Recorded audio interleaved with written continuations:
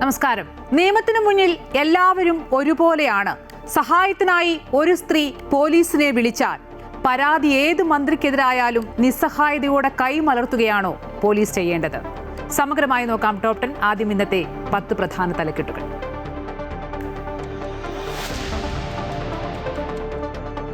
ഗണേഷ് കുമാറിനെതിരായ ഭാര്യയുടെ ആരോപണത്തിൽ പ്രതിസന്ധിയിലായി സർക്കാരും ഇടതുമുന്നണിയും. പോലീസും പ്രതിക്കൂട്ടിൽ. വാളകത്തെ വീട്ടിൽ മന്ത്രിയെ കാണാൻ പാടില്ലാത്ത സാഹചര്യത്തിൽ കണ്ടുവെന്നും തെളിവുണ്ടെന്നും ഭാര്യ ബിന്ദു മേനോൻ. മന്ത്രിയുടെ സ്റ്റാഫ് തടഞ്ഞുവെച്ചെന്നും മുൻ DGP R ശ്രീലേഖയുടെ നിർദ്ദേശപ്രകാരം സഹായം തേടിയെങ്കിലും പോലീസ് ഇടപെട്ടില്ലെന്നും ആരോപണം. പ്രണയം കുറ്റമല്ലെന്നും തിരഞ്ഞെടുപ്പ് കാലത്തെ രാഷ്ട്രീയ മുതലെടുപ്പെന്നും ഗണേഷ് കുമാർ. മന്ത്രിയുടെ ഭാര്യയ്ക്ക് പോലും സുരക്ഷയില്ലെന്ന് പ്രതിപക്ഷം.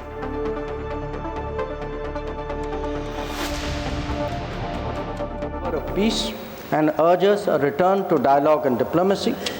We advocate de-escalation, restraint and ensuring the safety of civilians. പശ്ചിമേഷ്യൻ സംഘർഷത്തിൽ ഇന്ത്യൻ പൗരന്മാരുടെ സുരക്ഷ ഉറപ്പാക്കാൻ സർക്കാർ പ്രതിജ്ഞാബദ്ധമെന്ന് വിദേശകാര്യമന്ത്രി S ജയശങ്കർ. ചർച്ചകളിലൂടെയും നയതന്ത്ര നീക്കത്തിലൂടെയും സമാധാനം ഉറപ്പാക്കാൻ ഇന്ത്യ ആഹ്വാനം ചെയ്തെന്നും രാജ്യത്തിന്റെ ഊർജ്ജമേഖല ഭദ്രമെന്നും വിദേശകാര്യമന്ത്രി രാജ്യസഭയിൽ. പ്രസ്താവനയല്ല, ചർച്ചയാണ് വേണ്ടതെന്ന് പ്രതിപക്ഷം. പാർലമെന്റിനകത്തും പുറത്തും പ്രതിഷേധം. പ്രധാനമന്ത്രിയുമായി വിദേശകാര്യമന്ത്രി കൂടിക്കാഴ്ച നടത്തി സ്ഥിതി വിലയിരുത്തി.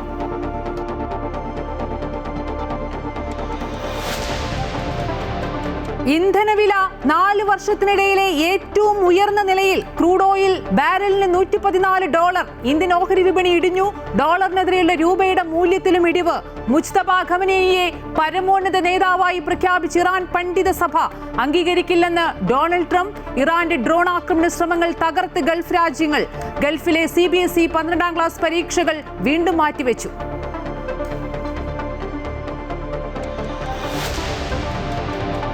തിരഞ്ഞെടുപ്പ് ആവേശത്തിലേക്ക് സംസ്ഥാനം. BJPയുടെ പ്രചാരണങ്ങൾക്ക് തുടക്കം കുറിക്കാൻ പ്രധാനമന്ത്രി മറ്റന്നാൾ കൊച്ചിയിൽ. കണ്ണൂരിലെ സ്ഥാനാർത്ഥിത്വം പരസ്യമായി പ്രഖ്യാപിച്ച് K സുധാകരൻ. സ്ഥാനാർത്ഥി നിർണയത്തിന് പിന്നാലെ തൃശൂരിൽ CPIയിൽ പൊട്ടിത്തെറി. നാട്ടികയിൽ പേയ്മെന്റ് സീറ്റെന്ന് CC മുകുന്ദൻ.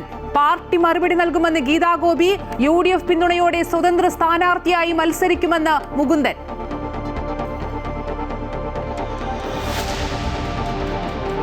KSRTCയിൽ സുപ്രീം കോടതിയുടെ നിർണായക ഇടപെടൽ. വിരമിക്കൽ ആനുകൂല്യങ്ങളുടെ വിതരണത്തിൽ കോടതി മേൽനോട്ടം വഹിക്കും. നഷ്ടം സഹിച്ചും KSRTC എന്തിനു പ്രവർത്തിക്കുന്നുവെന്ന് സുപ്രീം കോടതി.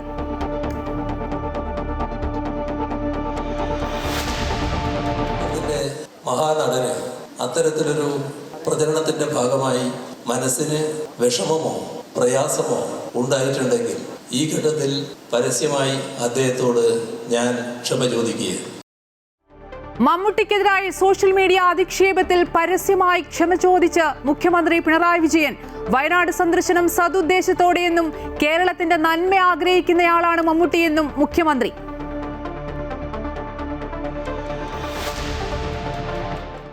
പ്രമുഖ ചരിത്രകാരൻ KN പണിക്കർ അന്തരിച്ചു. വിടവാങ്ങിയത് കേരള ചരിത്ര ഗവേഷണ കൗൺസിൽ സ്ഥാപക ചെയർമാൻ. സംസ്കാരം നാളെ വൈകിട്ട് 4-ന് തിരുവനന്തപുരത്ത് ശാന്തി കവാടത്തിൽ.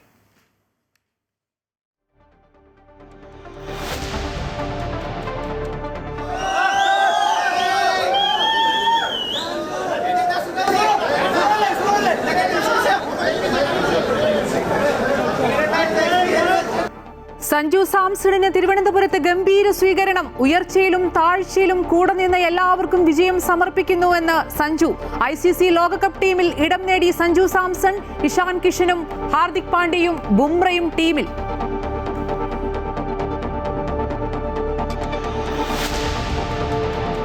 അതിവേഗ റെയിൽവേ പദ്ധതി എന്തിനെന്ന് ജനങ്ങളെ അറിയിക്കാൻ മെട്രോമാൻ. ആശങ്ക പരിഹരിക്കാനും പദ്ധതിയുടെ നേട്ടങ്ങൾ അറിയിക്കാനും മലപ്പുറത്ത് ജനസമ്പർക്ക പരിപാടി നടത്തി E ശ്രീധരൻ.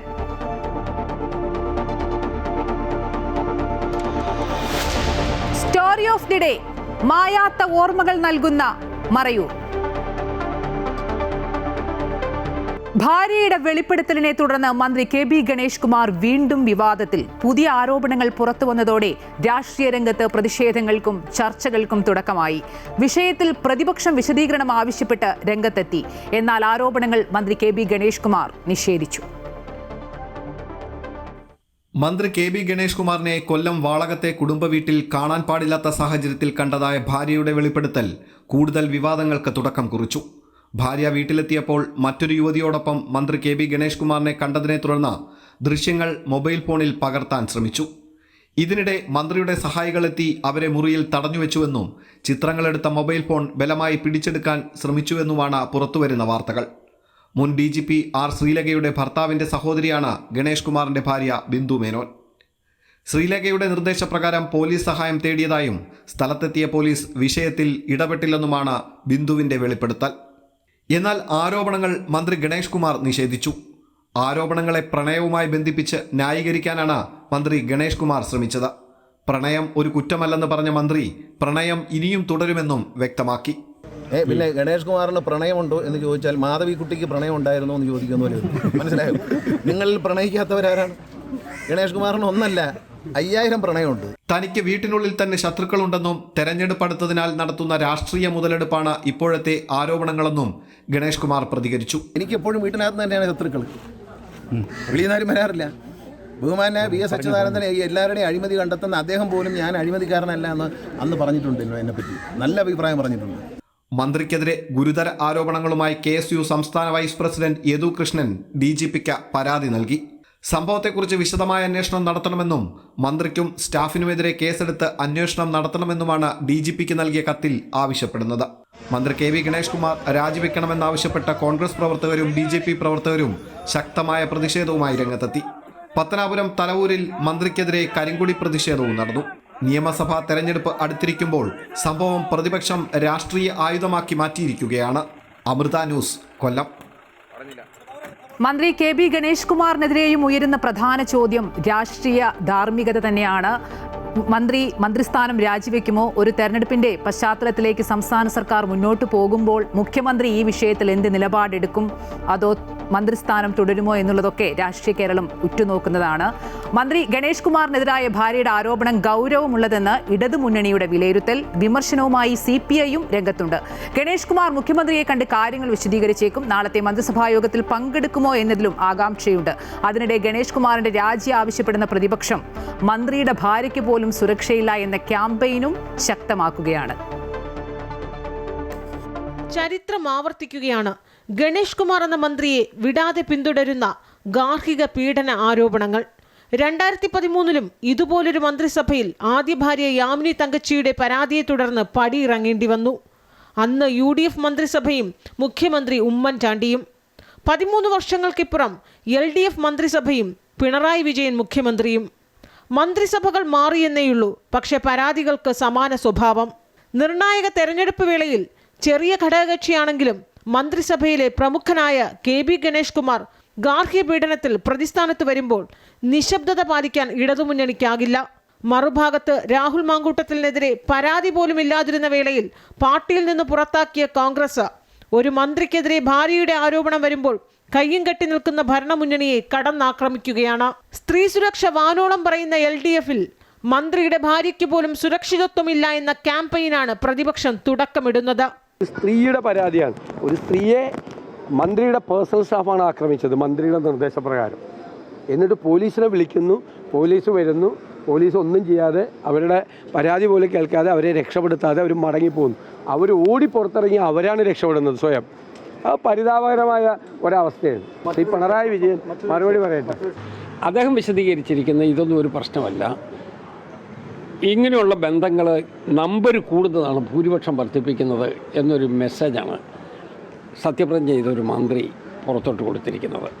അതാണോ കേരള സംസ്കാരം? അതാണോ നമ്മുടെ സമൂഹത്തിൻ്റെ ചിന്ത? ഈ സംസ്ഥാനത്തെ ഒരു മന്ത്രി ഇതുപോലെയൊരു മെസ്സേജാണ് താഴേക്ക് കൊടുക്കാൻ പോകുന്നത് എങ്കിൽ നമ്മൾ സാമൂഹ്യമായി എത്ര അധപതനത്തിലാണ് നിൽക്കുന്നത് എന്ന് നോക്കണ്ടേ? വിഷയം ഗൗരവത്തോടെ കാണുന്ന LDFൽ CPM നേതാക്കൾ ഇപ്പോൾ തന്നെ പരസ്യമായി വിമർശനം ഉന്നയിച്ചു കഴിഞ്ഞു. മുഖ്യമന്ത്രി ഗണേഷ് കുമാറിനോട് വിശദീകരണം തേടിയേക്കും. ഗണേഷ് മുഖ്യമന്ത്രിയെ നേരിട്ട് കാണാനാണ് സാധ്യത. നാളെ രാവിലെ 10 മണിക്കാണ് മന്ത്രിസഭാ യോഗം. യോഗത്തിൽ ഗണേഷ് കുമാർ പങ്കെടുക്കുമോ എന്നതിലും ആകാംക്ഷ നിലനിൽക്കുകയാണ്. വിവാദം കത്തിപ്പടരുകയാണെങ്കിൽ മുഖം രക്ഷിക്കാനെങ്കിലും CPMന് തുടർ നടപടി സ്വീകരിച്ചേ മതിയാകൂ. അമൃത ന്യൂസ്, തിരുവനന്തപുരം.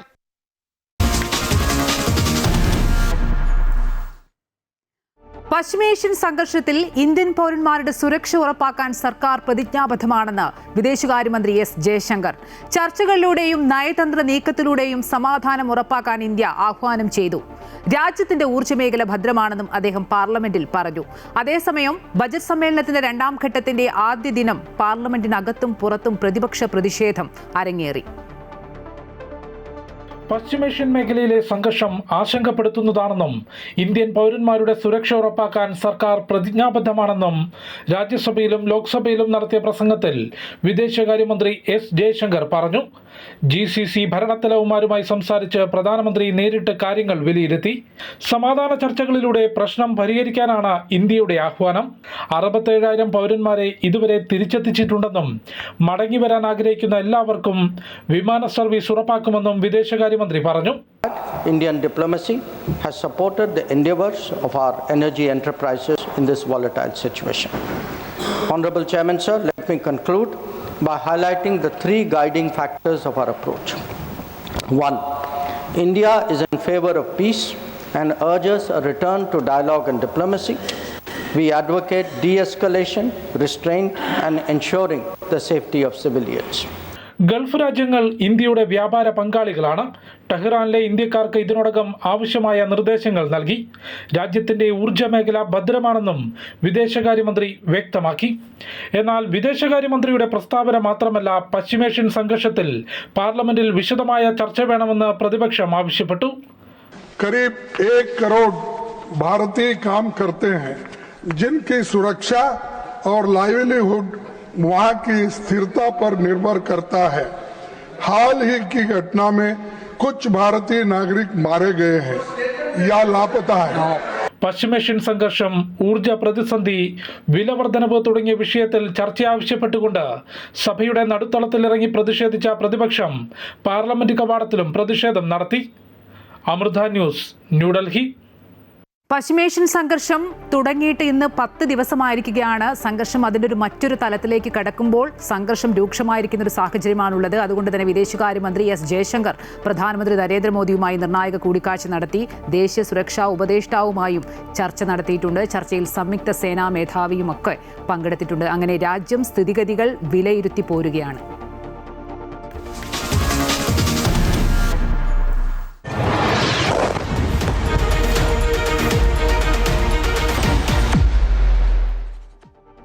പശ്ചിമേഷ്യയിൽ പ്രതിസന്ധി തുടരുന്നതിനിടെ ആഗോള വിപണിയിൽ അസംസ്കൃത എണ്ണവില കുതിച്ചുയരുന്നു. 2022 ശേഷം ആദ്യമായി ക്രൂഡ് ഓയിൽ വില ബാരലിന് $100 ഇന്ത്യൻ രൂപയുടെ മൂല്യവും ഇടിഞ്ഞു. ഡോളറിനെതിരെ രൂപയുടെ മൂല്യം 47 പൈസ ഇടിഞ്ഞ് 92.21 എന്ന നിലയിലെത്തി.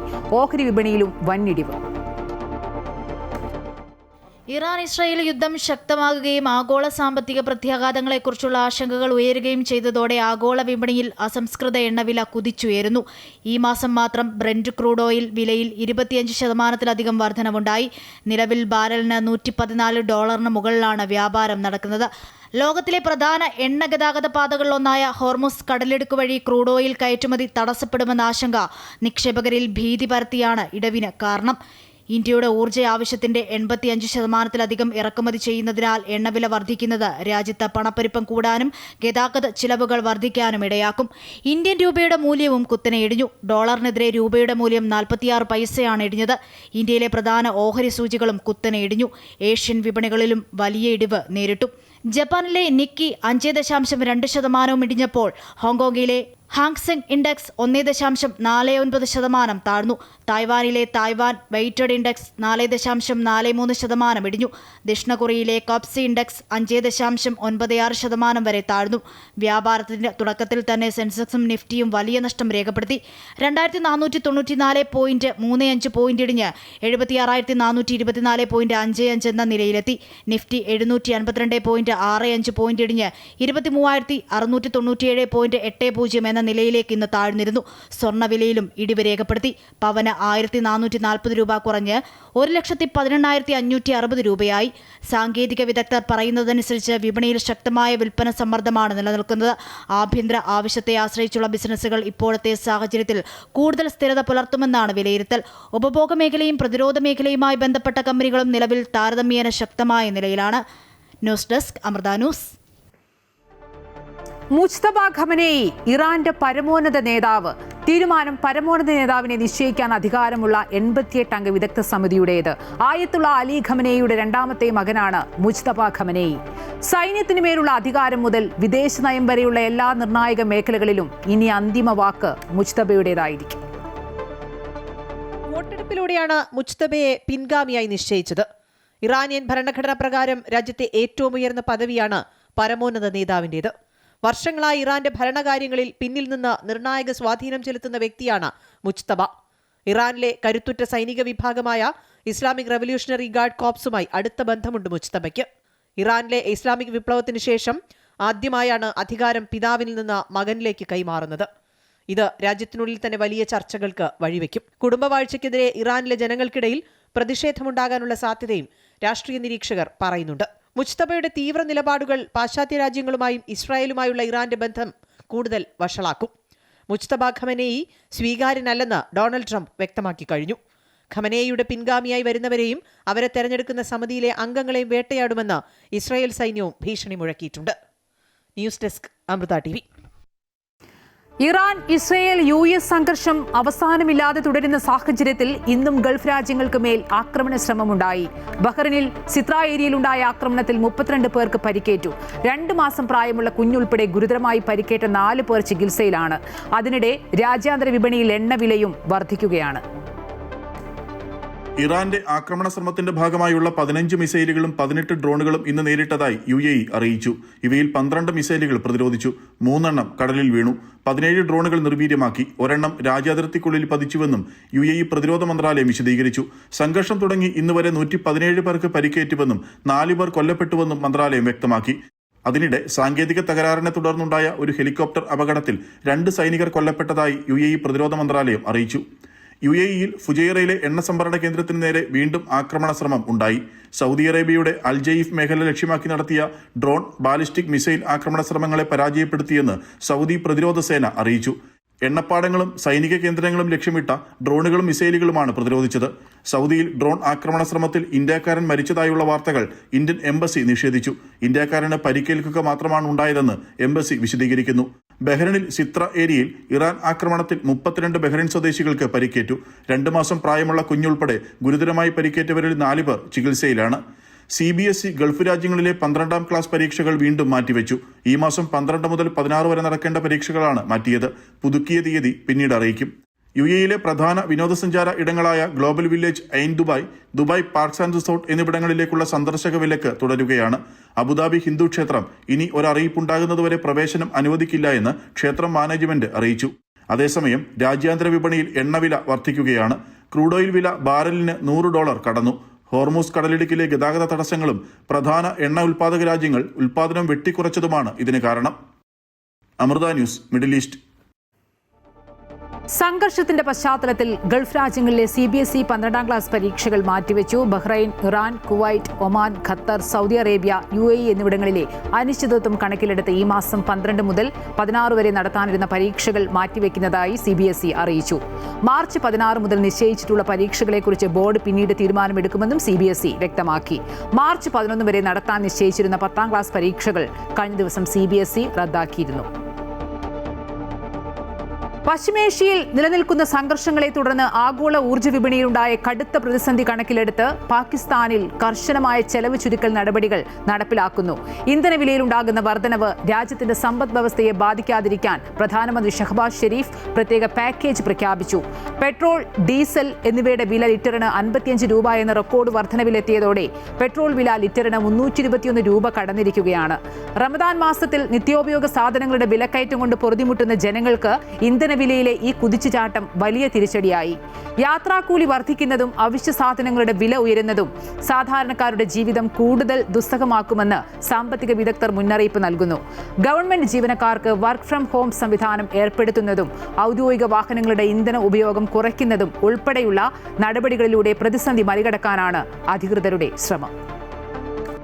സംസ്ഥാനം തെരഞ്ഞെടുപ്പ് ആവേശത്തിലേക്ക് കടക്കുകയാണ്. BJPയുടെ തെരഞ്ഞെടുപ്പ് പ്രചാരണങ്ങൾക്ക് തുടക്കം കുറിക്കാൻ പ്രധാനമന്ത്രി ഈ മാസം 11 കൊച്ചിയിൽ കലൂർ രാജ്യാന്തര സ്റ്റേഡിയത്തിൽ നടക്കുന്ന മഹാസമ്മേളനത്തെ പ്രധാനമന്ത്രി അഭിസംബോധന ചെയ്യും. സുപ്രധാന പ്രഖ്യാപനങ്ങളും വേദിയിലുണ്ടാകും. രാഹുൽ ഗാന്ധി നടത്തുന്നത് പോലെ പരാജയപ്പെട്ട പ്രഖ്യാപനങ്ങളാകില്ല മോദി നടത്തുക എന്ന് BJP നേതൃത്വം വ്യക്തമാക്കി. വരാൻ പോകുന്ന നിയമസഭാ തെരഞ്ഞെടുപ്പിൽ ജീവൻ മരണ പോരാട്ടത്തിനാണ് മൂന്ന് മുന്നണികളും തയ്യാറെടുത്തിരിക്കുന്നത്. വാശിയേറിയ ഈ പോരാട്ടത്തിൽ BJP നയിക്കുന്ന NDAക്ക് കരുത്ത് പകരാനാണ് പ്രധാനമന്ത്രി സംസ്ഥാനത്ത് എത്തുന്നത്.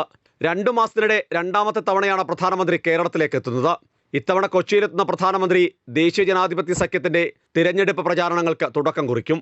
3 പരിപാടികളാണ് പ്രധാനമന്ത്രിക്ക് കൊച്ചിയിലുള്ളത്. ഏകദേശം 11:30 മണിയോടുകൂടി പ്രധാനമന്ത്രി കൊച്ചിൻ എയർപോർട്ടിൽ എത്തിച്ചേരുമെന്നാണ് നമ്മൾ പ്രതീക്ഷിക്കുന്നത്. അദ്ദേഹം അവിടെ നിന്ന് അഖില കേരള ധീവര സഭയുടെ ഗോൾഡൻ ജൂബിലി സെലിബ്രേഷൻസിൽ പങ്കെടുക്കാനായിട്ട് മറൈൻ ഡ്രൈവിലേക്ക് പോകും. ആ പരിപാടി കഴിഞ്ഞതിന് ശേഷം ആണ് കലൂർ സ്റ്റേഡിയത്തിലുള്ള കേന്ദ്ര സർക്കാരിൻ്റെ ഔദ്യോഗിക പരിപാടിയിൽ അദ്ദേഹം പങ്കെടുക്കുക. ആ ഔദ്യോഗിക പരിപാടിയും കഴിഞ്ഞ് ആണ് പാർട്ടിയുടെ NDAയുടെ മഹാസമ്മേളനത്തിൽ അദ്ദേഹം എത്തിച്ചേരുക. പ്രധാനമന്ത്രിക്ക് പുറമെ കേരളത്തിന്റെ ചുമതലയുള്ള പ്രഭാരി പ്രകാശ് ജാവദേക്കർ, കേന്ദ്രമന്ത്രി ശോഭാ കരന്തലജെ തുടങ്ങി മുതിർന്ന ദേശീയ നേതാക്കളും വേദിയിലെത്തും. സുപ്രധാന പ്രഖ്യാപനങ്ങൾ ഉണ്ടാകുമെന്നാണ് പ്രതീക്ഷിക്കുന്നത്. രാഹുൽ ഗാന്ധി നൽകിയതുപോലെ പരാജയപ്പെട്ട പ്രഖ്യാപനങ്ങളാകില്ല എന്നാണ് BJPയുടെ വിമർശനം. കർണാടക പോലെയുള്ള സ്ഥലങ്ങളിൽ ജനങ്ങളെ വിഡ്ഢിയാക്കാൻ വേണ്ടി നടത്തിയ പ്രഖ്യാപനങ്ങൾ കൊണ്ട് കർണാടക സംസ്ഥാനം തന്നെ തകർന്നിരിക്കുകയാണ്. അതുകൊണ്ട് തന്നെ രാഹുൽ ഗാന്ധി തന്നെ ഒരു സ്വയം പരാജയമാണ്. കേരളത്തിൽ കോൺഗ്രസ് UDF ഭരണത്തിൽ വരുമെന്നുള്ള ഒരു പ്രതീക്ഷയും ആർക്കുമില്ല. ഇതൊരു മലർപ്പൊടിക്കാരൻ്റെ സ്വപ്നമായിട്ട് അധപ്പതിക്കും, അസ്തമിക്കും. ഇലക്ഷനെ സംബന്ധിച്ചിടത്തോളം നിർണായകമായിട്ടുള്ള ചില കാര്യങ്ങൾ പ്രധാനമന്ത്രിയുടെ പ്രസംഗത്തിലുണ്ടാകും. അതിനോടനുബന്ധിച്ച് NDA ഇവിടെ ചെയ്യാൻ ഉദ്ദേശിക്കുന്നുണ്ട്. അതൊക്കെ ആ 11-ാം തീയതി നമുക്ക് നേരിട്ട് കാണാം. രാഹുൽ ഗാന്ധി നൽകിയതുപോലെ പരാജയപ്പെട്ട പ്രഖ്യാപനങ്ങൾ ഉണ്ടാകില്ല എന്നാണ് BJP പറയുന്നത്. ഏതായാലും കൂടുതൽ പാർട്ടികളെയും നേതാക്കളെയും മുന്നണിയിലേക്ക് എത്തിച്ച് സുശക്തമായാണ് ഇത്തവണ NDA കളത്തിലിറങ്ങിയിട്ടുള്ളത്. അതുകൊണ്ട് തന്നെ മുൻ തിരഞ്ഞെടുപ്പുകളെ അപേക്ഷിച്ച് വലിയ പ്രതീക്ഷയാണ് BJP കേന്ദ്ര നേതൃത്വവും പങ്കുവയ്ക്കുന്നത്. അമൃത ന്യൂസ്, കൊച്ചി. നിയമസഭാ തെരഞ്ഞെടുപ്പിൽ മത്സരിക്കാൻ K. സുധാകരൻ MP. സ്ഥാനാർത്ഥിത്വം സംബന്ധിച്ച മാധ്യമങ്ങളുടെ ചോദ്യങ്ങളോടായിരുന്നു MPയുടെ പ്രതികരണം. കണ്ണൂർ മണ്ഡലത്തിൽ നിന്നും മത്സരിക്കുമെന്നാണ് മുൻ KPCC അധ്യക്ഷൻ ഉറപ്പിച്ചു പറഞ്ഞത്. അതെ, അത് നാളെ നടക്കട്ടെ. ഒരു പ്രതീക്ഷയില്ല, നടക്കട്ടെ. നടന്നിട്ട് ഒരു തീരുമാനം വരട്ടെ, എന്നിട്ട് നമുക്ക് പറയാം. 110% ഉണ്ട്. അതിലെന്താ കുഴപ്പം? ഓ, ഉറപ്പ്. കണ്ണൂരിൽ K. സുധാകരൻ ഉണ്ടാകും. ആ, കണ്ണൂരിൽ K. സുധാകരൻ ഉണ്ടാകും.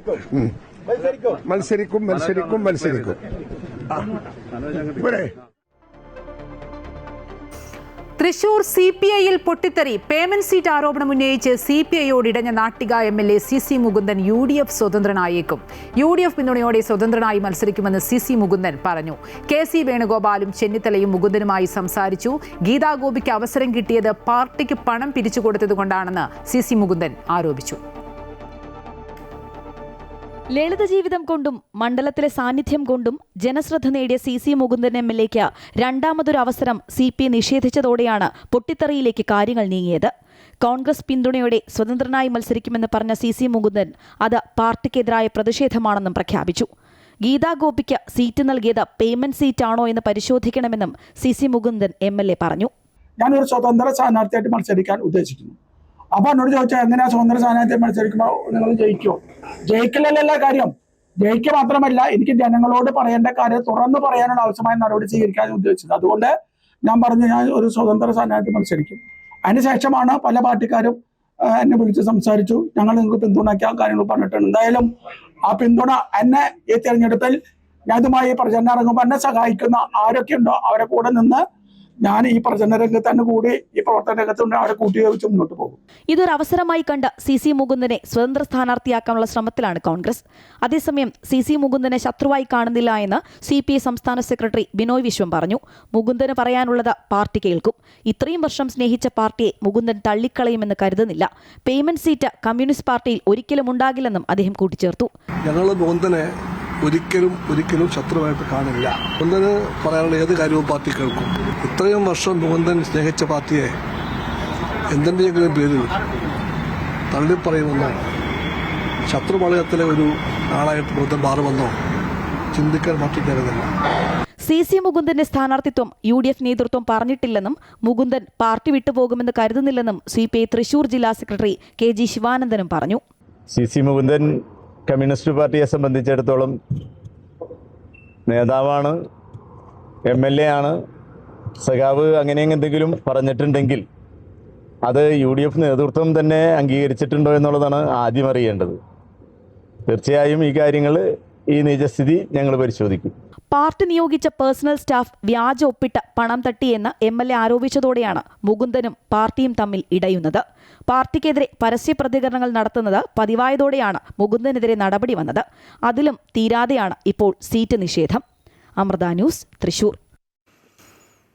CC മുകുന്ദൻ വിസ്മയത്തിന്റെ ഭാഗമെന്ന് പ്രതിപക്ഷ നേതാവ് VD സതീശൻ. കൊട്ടാരക്കരയിലും പാലക്കാടും വിസ്മയങ്ങൾ കണ്ടില്ലേ, ഇതുപോലെ ഒരുപാട് വിസ്മയങ്ങൾ ഇനിയും നടക്കുമെന്ന് സതീശൻ കോഴിക്കോട് പ്രതികരിച്ചു.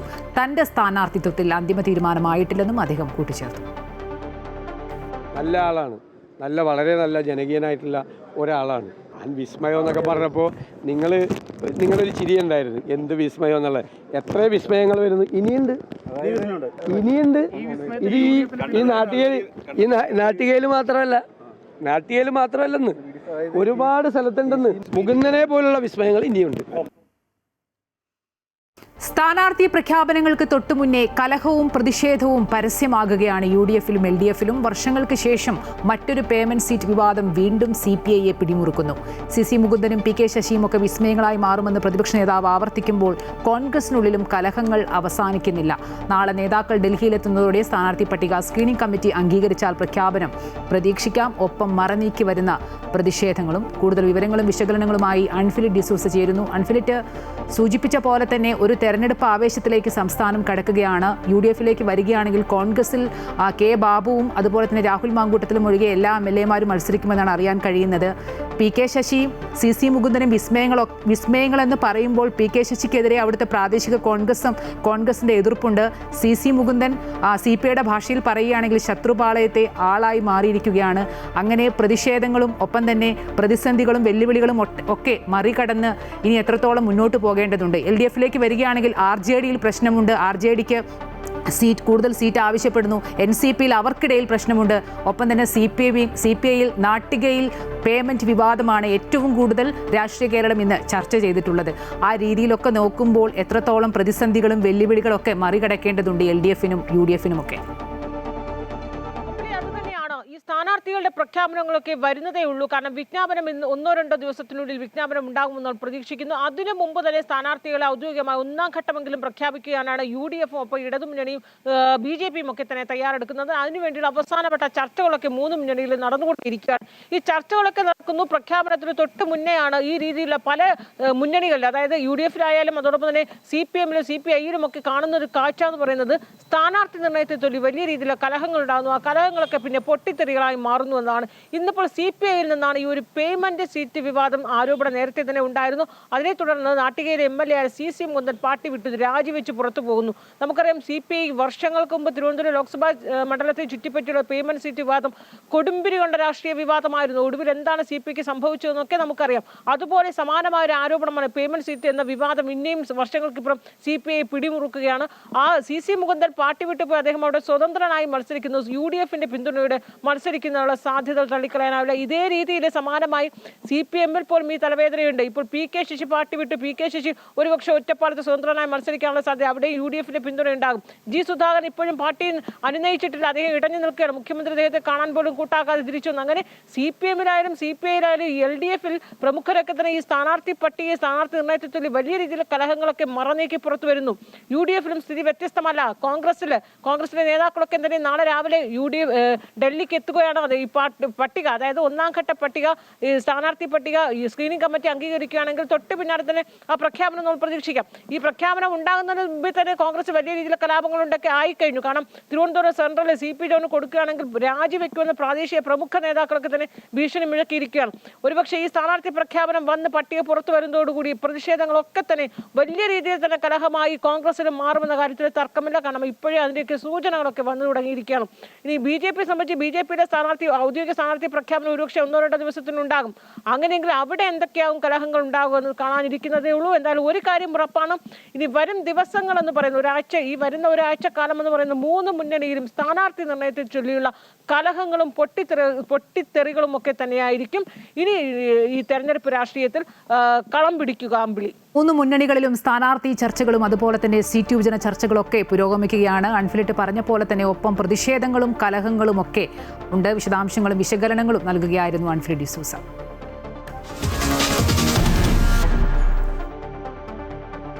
KSRTCയിൽ നിർണായക ഇടപെടലിന് സുപ്രീം കോടതി. ഗ്രാറ്റുവിറ്റി ഉൾപ്പെടെ വിരമിക്കൽ ആനുകൂല്യങ്ങളുടെ വിതരണത്തിൽ കോടതി മേൽനോട്ടം വഹിക്കും. വിരമിച്ച ഉദ്യോഗസ്ഥന് ആനുകൂല്യങ്ങൾ നൽകുന്നതുമായി ബന്ധപ്പെട്ട ഹർജി പരിഗണിക്കവെയാണ് തീരുമാനം. ഇതിനിടയിൽ നഷ്ടം സഹിച്ചും KSRTC എന്തിന് പ്രവർത്തിക്കുന്നുവെന്ന് സുപ്രീം കോടതി. 2024 വെഹിക്കിൾ ഇൻസ്പെക്ടറായി വിരമിച്ച പ്രദീപ് D. നായർക്ക് വിരമിക്കൽ ആനുകൂല്യങ്ങൾ നൽകുന്നതുമായി ബന്ധപ്പെട്ട ഹർജി പരിഗണിക്കവെയാണ് സുപ്രീം കോടതിയുടെ നിർണായക തീരുമാനം. KSRTCയിൽ ഗ്രാറ്റുവിറ്റി ഉൾപ്പെടെ വിരമിക്കൽ ആനുകൂല്യങ്ങളുടെ വിതരണത്തിൽ മേൽനോട്ടം വഹിക്കുമെന്ന് സുപ്രീം കോടതി വ്യക്തമാക്കി. സീനിയോറിറ്റി ഉൾപ്പെടെ മാനദണ്ഡങ്ങൾ പാലിക്കുന്നുണ്ടോ എന്ന വിഷയത്തിലാകും കോടതി ഇടപെടലെന്നും ജസ്റ്റിസുമാരായ ദീപാങ്കർ ദത്ത, സതീഷ് ചന്ദ്ര ശർമ്മ എന്നിവരടങ്ങിയ ബെഞ്ച് അറിയിച്ചു. പ്രതിവർഷം 1500 കോടി രൂപയുടെ നഷ്ടമുണ്ടെന്നും അതുകൊണ്ടാണ് വിരമിക്കൽ ആനുകൂല്യങ്ങൾ വിതരണത്തിൽ വീഴ്ചയുണ്ടാകുന്നതെന്നും KSRTC വാദിച്ചു. എന്നാൽ നഷ്ടത്തിലാണെന്ന കാരണത്താൽ വിരമിക്കൽ ആനുകൂല്യങ്ങൾ വിതരണം ചെയ്യുന്നില്ലെന്ന KSRTCയുടെ വാദത്തോട് കോടതി വിയോജിച്ചു. നഷ്ടം സഹിച്ച് KSRTC എന്തിന് പ്രവർത്തിക്കുന്നുവെന്നും സുപ്രീം കോടതി ആരാഞ്ഞു. സർക്കാർ സ്ഥാപനം നഷ്ടത്തിൽ പ്രവർത്തിക്കുമ്പോൾ അതേ മേഖലയിലെ സ്വകാര്യ സ്ഥാപനങ്ങൾ ലാഭത്തിലല്ലേ എന്നും ബെഞ്ച് ചോദിച്ചു. KSRTC ഉന്നയിക്കുന്ന വിഷയങ്ങൾ പരിഗണിക്കാമെന്ന് വ്യക്തമാക്കിയ കോടതി അതിനു മുൻപായി വിരമിച്ച ഉദ്യോഗസ്ഥന് പെൻഷൻ ആനുകൂല്യം നൽകാൻ നിർദ്ദേശിച്ചു. അമൃത ന്യൂസ്, ന്യൂഡൽഹി.